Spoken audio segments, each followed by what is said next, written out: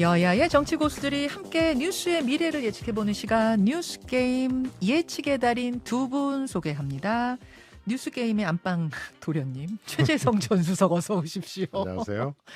이게 자칭 안방 도련님 제 입에는 여전히 잘 안 붙어요. 그럼 다른 걸로 또 바꿔주세요. 안방 마님. 자 그리고 국민의힘 돌쇠 컨셉인데. 돌쇠 컨셉? 돌쇠 컨셉인데 도련님이 되는데. 사랑방 손님이라. 뭐 아무거나 하여튼 좋습니다. 김성태 전 의원 어서 오십시오. 예, 반갑습니다. 김성태입니다. 별일 없이 잘 지내셨습니까? 뭐 별일이 많죠. 저 지구에 우리 박민식 전 본부 장관을 모셨는데 아무래도 이제 뭐 전국적으로는 인지도가 있지만 예. 지역 인지도는 상당히 부족하니까 그걸 높여줘야 되는데 뭐 그런 고민이 제일 크죠. 선대위원장처럼 뛰시는 거예요, 같이? 아니 뭐 실질적으로 총괄 선대위원장입니다. 그렇군요. 제가 뭐 김포 이쪽하고 좀 선안권 쪽을 요청이 오면은 많이 제가 응해주고 있습니다. 아니 컷오프에 상처가 사실 있어서 선뜻 그러기 쉽지 않을 텐데. 근데 이제 뭐 사람들이 때로는 부모, 형제, 자식이 죽어도 또 뭐 그 슬픔과 뭐 그 행용할 수 없는 그런 아픔도 또 세월이 지나면 다 또 치유가 돼요. 세월이 약.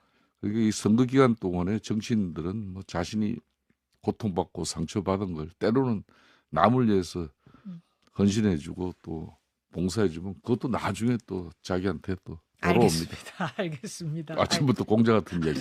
안부 토크가 좀 길었어요. 바로 퀴즈 들어가겠습니다. 첫 번째 질문. 민주당으로 가보겠습니다. 민주당의 위성정당 이름은 더불어민주연합이죠.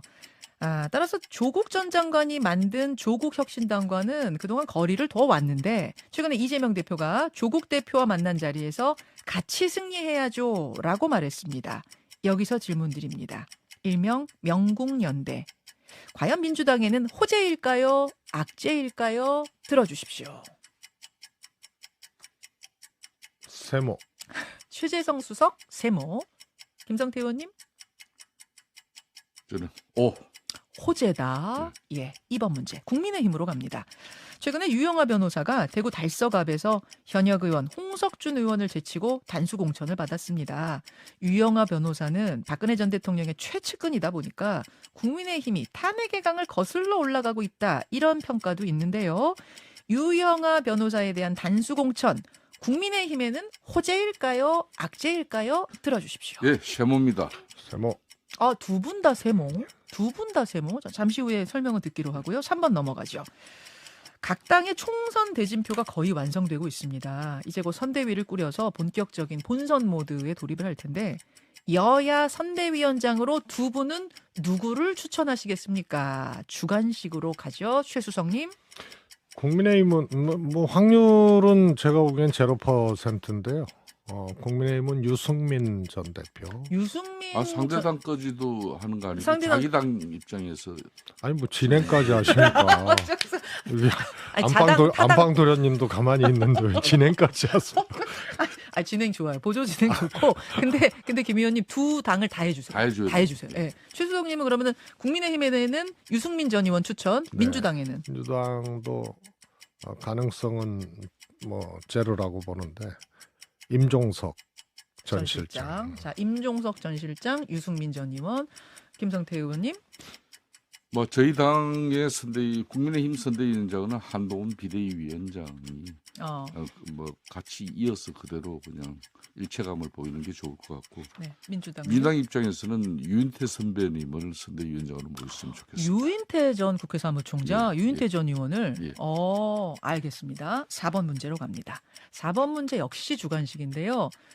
이번 총선 이 지역구에 주목하라. 나는 이 지역구를 눈여겨본다. 한 곳씩을 말씀해 주십시오. 최수성님. 분당갑. 분당갑이면은 안철수, 이광재. 안철수, 이광재. 저 류호정 전 의원도 여기로 나온 거 맞죠? 예, 여기 지역구 주목. 자, 김성태 의원님. 아무래도 뭐 수도권에서는 여러 포인트가 있는데 특히 이제 저는 서울 강서을 지역을 좀 이야기하고 싶어요.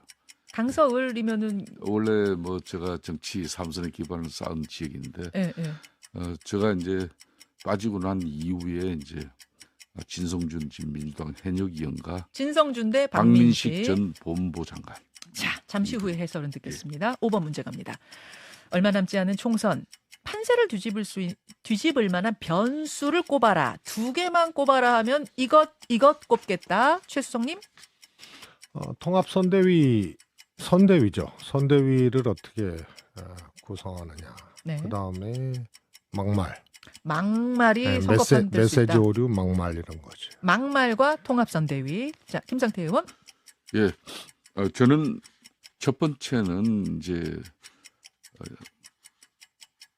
국민들 유권자들이 한눈에 그리고 한 구절로 인식을 받을 수 있는 그런 총선에 대한 인식 이걸 어느 당이 이제 워딩을 만들어내냐. 선명한 메시지. 메시지 전달이죠. 두 그리고 번째는요? 두 번째는 저도 역시 막말. 막말. 예. 자, 퀴즈는 여기까지. 그 마지막 퀴즈, 마지막 질문의 해설부터 한번 시작을 좀 해볼까요? 두 분이 한 목소리로 꼽은 변수는 막말. 제가 이제 좀 이 부분 먼저 말씀드리겠습니다. 2004년 당시에 그때 한나라당 시절입니다. 그때 한나라당은 상당히 선거를 갖다 불과 한 보름 앞두고 엄청난 고전을 하고 있을 때예요. 예.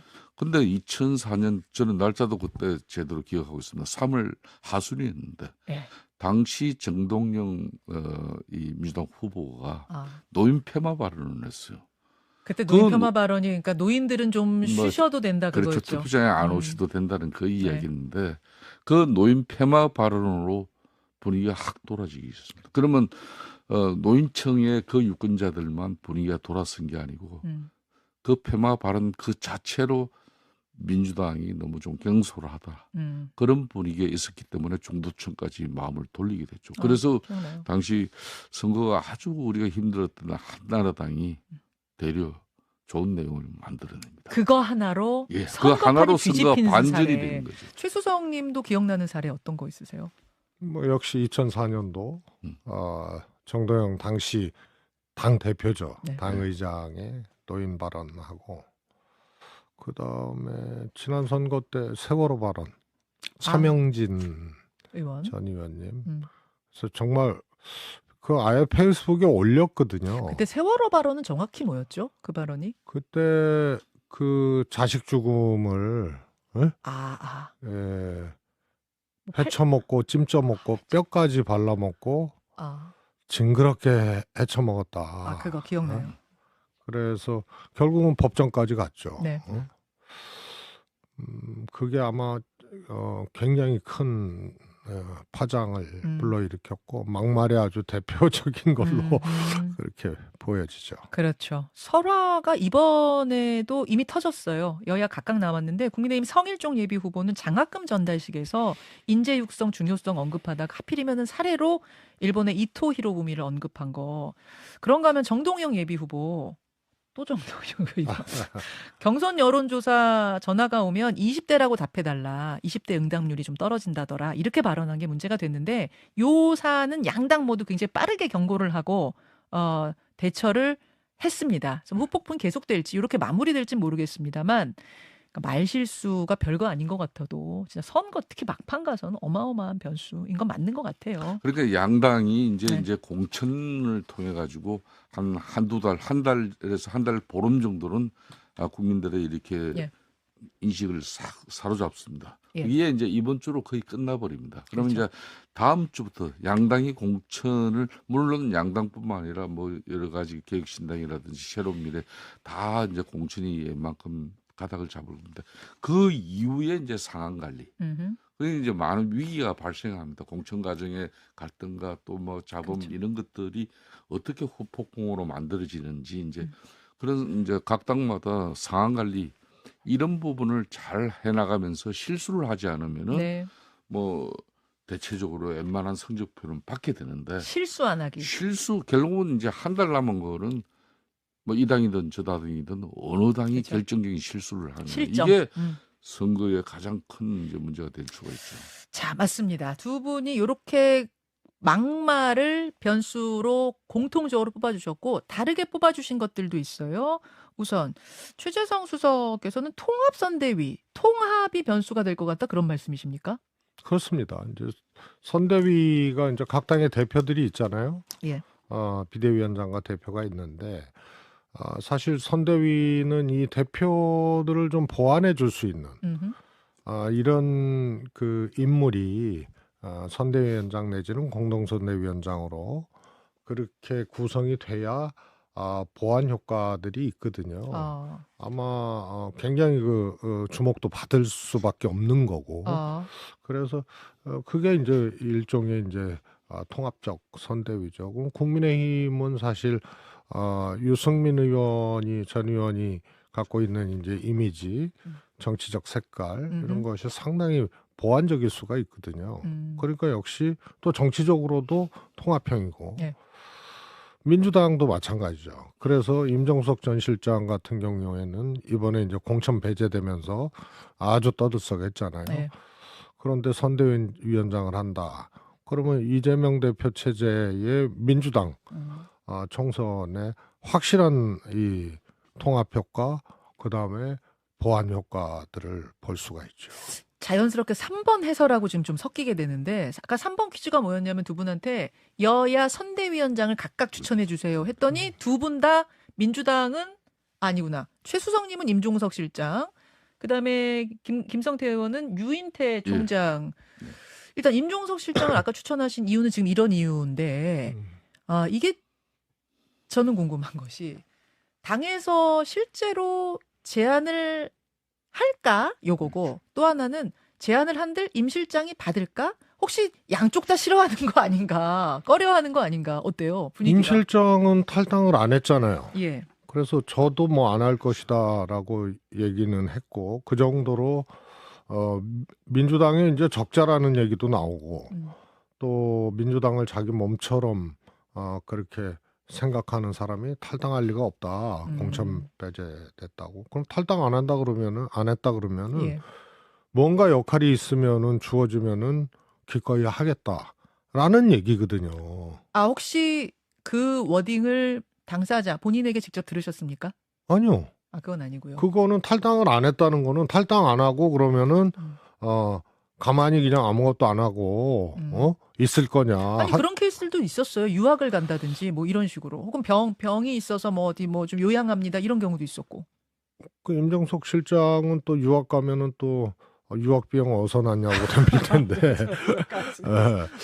그래서 이제 생각의 저간이 탈당을 안 했다는 거는 그만큼 당의 총선 승리나 또 민주당에 대한 어떤 강한 애착 이런 것들이 있는 거죠. 그렇기 때문에 하다못해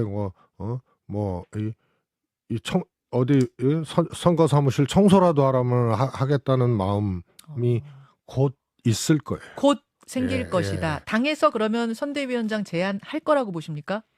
안 할 거라고 보죠. 아니 왜 안 할 거라고 보세요? 국힘도 그렇고 민주당도 그렇고 그거를 뛰어넘을 정도의 생각과 판단, 그다음에 그런 일종의 이제 정치적인 하나의 그 용기죠. 이런 것들이 각 정당의 대표들한테 잘 안 보여지기 때문에 그래서 아주 뭐라 그럴까요? 선이 분명하잖아요. 안 되는 사람은 죽어도 안 된다.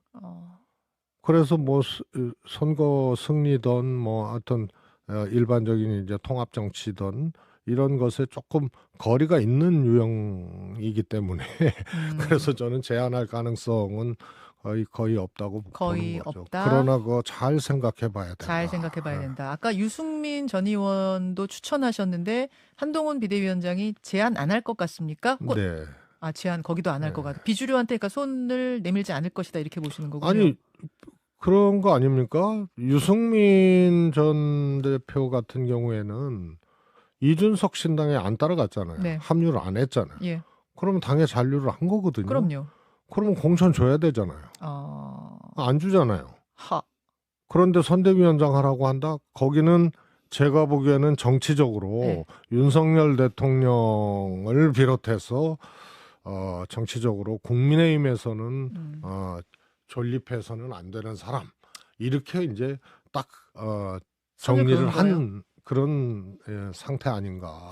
자, 그 부분에 대해서 네. 김성태 의원님, 유승민 전 의원한테 혹시 뭐 뭐 우리 당의 다양한 목소리, 음. 뭐 그리고 당내 뭐 이런 계획적인 목소리, 음. 뭐 보수 진영이라고로서 일사불란하고 또 안정만 추구하는 어떤 뭐 그런 과거의 이미지에서 네. 그래도 다양성과 또 이 계획성의 목소리를 담아내는 일정 부분 유승민 전 대표의 역할이 있죠. 예, 예. 그렇지만은 이제 이번 총선을 실질적으로 국민의힘 전면에 서서 한동훈 비대위원장과 또 손발을 맞추면서 이렇게 가져갈 수 있는 그런 또 이제 쉽게 말하면 좀 유연성이 유승민 전 대표 같은 경우는 있느냐 그런 관점에서 고민을 할 수밖에 없죠. 아, 제안을 여기서 해도 유승민 전 의원이 안 받을 것이다? 아니죠.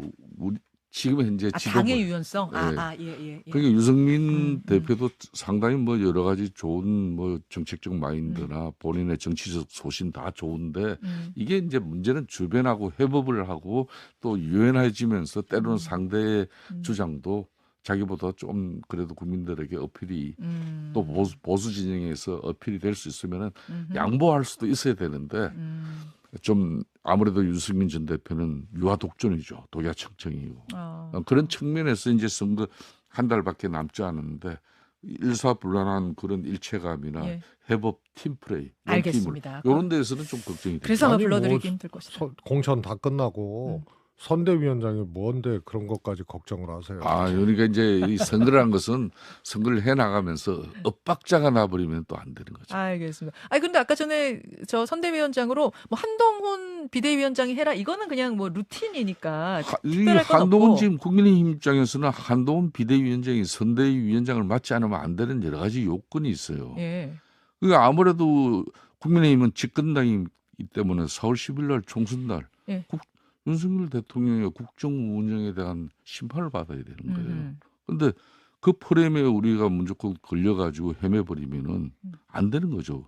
그러면은 새로운 정치에 대한 어떤 그런 희망과 호기심, 기대감을 한동훈 우리 국민의힘 비대위원장을 통해서 일정 부분 국민들과 같이 지금 호흡하고 있거든요. 네. 그렇다면은 지금 한동훈 비대위원장이 선대위원장으로서 그런 일체감도 갖추고 새로운 정치에 대한 희망과 기대도 우리는 주게 해야 되는 거예요. 아니 이제 알겠습니다. 통상 선대위원장은 당 대표가 하죠. 그렇죠. 예. 그러면서 이제 공동 선대위원장으로 누구를 그렇죠. 할 거냐 뭐 이렇게 하는 예. 경우인데 그 아예 그냥 그런 거를 안 하겠다는 생각이면 그것도 굉장히 특이한 경우고 아무튼 유승민 전 의원이 만약에 공동 선대위원장을 한다 그러면 뉴스이고 관심거리이고 좋죠. 그다음에 보완은 분명히 되는 거죠. 그렇죠. 그래서 결국은 국민의힘은 그런 생각이 아예 없기 때문에 한동훈 비대위원장하고 한동훈 검사하고 공동선대위원장을 하더라도 그렇게 하지 않겠나 싶고. 이제 제가 이제 민주당 입장에서는 유인태 전 사무총장님을 예, 제가 추천하는 이유는 지금 민주당 입장에서도 이재명 대표의 이번 공천 과정을 통해서 사당화돼 버리는 어떤 그런 인식을 갖다 좀 풀어내려 그러면은 기존의 민주당의 그런 이 민주적 절차 과정 이걸 중시하는 그런 공천의 이런 부정적 이미지를 유인태 전 총장 같은 분들이 이 메신저 역할이 가능할 거예요. 그런 측면에서 저는 유인태 총장이 지금 현재 이재명 대표의 선대위원장을 맡으면은 뭐 상당히 좀 안정감을 가질 수 있는데 뭐 이재명 제안하겠습니까? 대표 입장에서 주류에서 당 주류에서 제안할 것 같습니까? 지도부에서? 아직 제안을 안 합니다. 제안 안 지금은 이재명 대표와 또 정청래 수석 최고를 포함한 그런 칼라들이 뭐 사실 결단의 입장으로서 지금 민주당 칼라를 그대로 유지하기 위한 몸부림이 되지. 그럼 누가 올 것 같아요? 현실적으로 누가 민주당 선대위원장 올 것 같습니까? 저는 이제 이재명 대표의 그런 전적인 정치적 역량과 판단인데 예.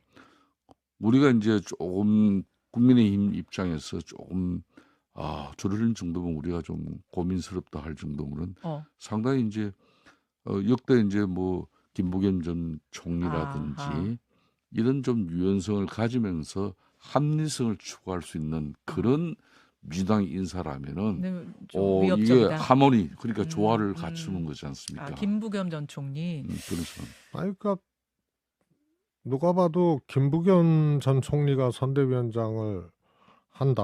예. 뭐 난색을 표명하셨다는 보도도 네, 있습니다만 네. 한다 그러면 그게 훨씬 더 괜찮은 선대위원장이죠.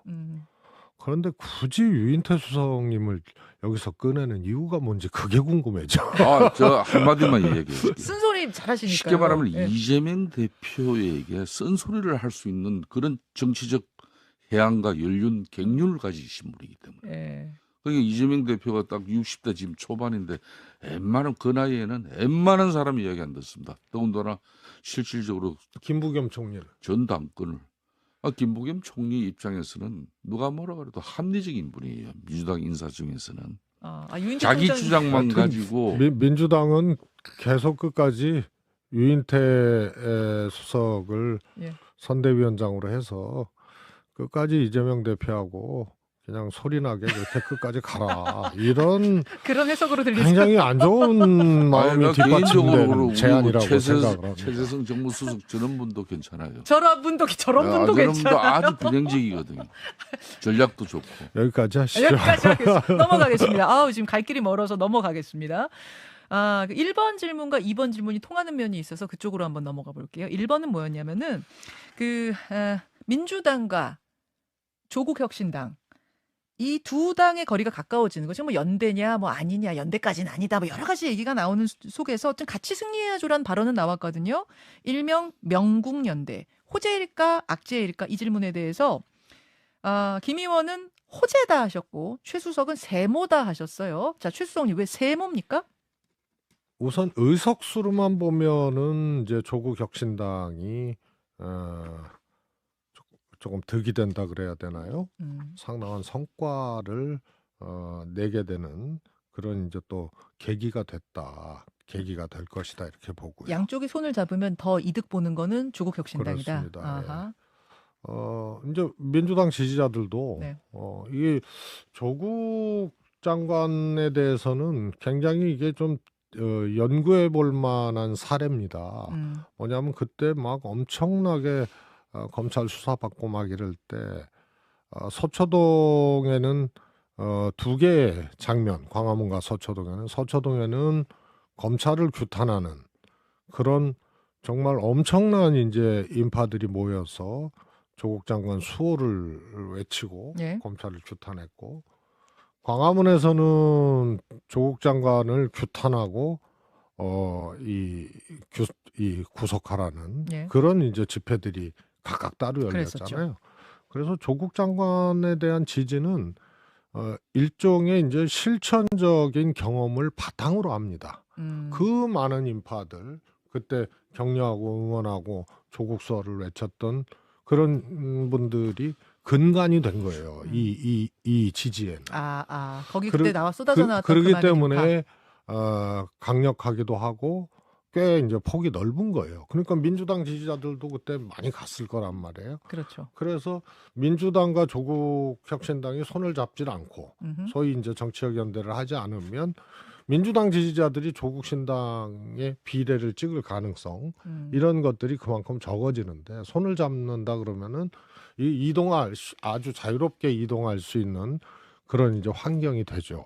그래서 조국 혁신당의 비례 의석에 도움이 된다. 조국 혁신당이 이득인 건 알겠는데 민주당에는 어떠냐는 거죠. 왜냐면 민주당도 지금 따로 위성 정당이 비례 정당이 있는데 나눠 먹어야 되잖아요. 그래서 파일을. 의석수로는 제가 보기에는 뭐 큰 득이 민주당에는 안 되고, 그 다음에 이제 정치적으로도 선거에서 그게 득이 되는 요소는 민주당 입장에서는 없다고 봐요. 중도까지 가지고 와야지 이제 득이 되는 건데 그냥 있는 파일을 나눠 먹을 가능성 뭐 이렇게 요게 있기 때문에. 그렇죠. 알겠습니다. 그 대신 이제 지역구 있잖아요. 예.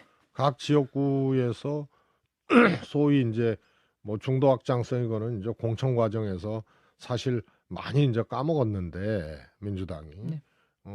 조국 혁신당하고 손을 안 잡는다라고 해서 중도 확장이 되는 거는 아니지만 지금 상황이 그러나 그것이 지역구 선거에서는 크게 도움되지 아니한다. 그렇기 때문에 민주당에서는 제가 보기에는 초기 스탠스가 조금 거리 두는 거였죠. 초기에. 거리를 뒀다가 이렇게 확 바뀐 게 네. 그게 좀 이해가 안 가요. 아하. 어제는 어떤 장면이 있었냐면은 그러니까 화요일에는 이재명 조국 두 대표가 만나서 손잡고 막 함께 가자 이랬는데 어제는 이재명 대표가 빵을 들면서 사진 있습니까? 빵을 들면서 몰빵이죠. 지금 보여드리는 저 사진. 저게 이제 지지자들 사이에서는 민주 몰빵론. 그러니까 지금 저 조국 혁신당에서는 지민비조, 그러니까 지역구는 민주당, 비례는 조국 혁신당 찍어주세요 이런 구호를 하고 있거든요. 그러니까 이제 아니다 민주 몰빵이다 이걸 지금 상징하는 거다. 어제 그런 해석들이 나와서 저거죠. 제가 김영주 말이에요. 빵점 받았다 그거 아니에요? 제가 그거예요. 그 상징이에요. 제가 공교롭게 타 방송을 통해서 음흠. 처음 조국의 이런 계획신당이 들었을 때 네. 민주당과 또 이재명 대표와의 관계에 대해서 뭐 물었는데 저는 이거는 혼연일체가 될 거다. 혼연일체가 될 예, 거다. 제가 그 이야기를 했거든요. 지금 이제 이재명 대표의 인식은 이런 거죠. 조국 이 계획신당은 네. 쉽게 말하면 민주당 입장에서는 쌍끌이 저인망식으로 이렇게 진보 민주 진영을 싹 훑어들려는 거예요. 그러니까 촘촘하게 하나도 놓치지 않고 또 그러면서 이제 민주당은 제1당입니다. 그리고 제1야당이에요. 예. 그리고 제1야당으로서 해야 될 말, 안 해야 될 말 이런 품격도 좀 지켜야 되고 예. 또 그런 총선에서 또 정치적 책임도 또 져야 되는 정당이죠. 어허. 거기에 반해서 조국 신당 같은 경우는 지금 이제 원색적으로 정권 심판에 대한 어떤 비판을 넘어가지고 심지어 정권 탄핵 이야기까지도 하면서까지 임팩을 실어냅니다. 임팩트를. 예, 임팩을 실어내고 그 결론은 이제 그 민주당보다 정권 심판에 대한 원색적인 입장이 더 명확하게 국민들에게 메시지로 전달을 할 수 있거든요. 그런 측면에서 그걸 활용하는 거예요.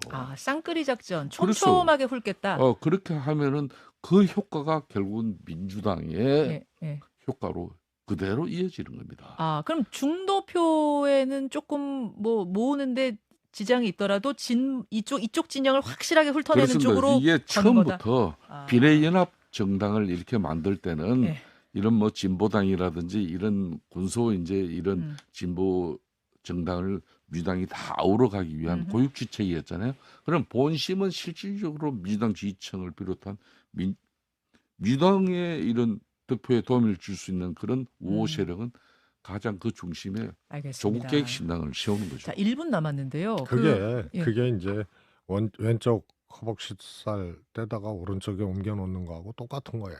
그러니까 파이는 하나인데 그거 갖고 소위 민주당 비례연합당이 얼마나 얻느냐, 또 조국 신당이 얼마나 얻느냐 이게 그 빵 안에서 이 갈라지는 거기 때문에 비례대표 의석을 갖고 확장성이 있다라고 평가하기 어려운 제도고 실제로 그렇게 나타나고 있잖아요. 조사나 뭐 이런 것들이. 알겠습니다. 한 1분 남았는데 그 이번 주네요. 이번 주에 여의도의 화제 키워드 2개를 꼽으라면 하나가 이제 조국의 강. 또 하나가 탄핵의 강이었어요. 유영하 변호사의 공천, 아까 2번 문제요. 유영하 변호사를 단수 공천 대구에서 준 거, 이거 탄핵의 강을 다시 연상시키는 거 아니냐.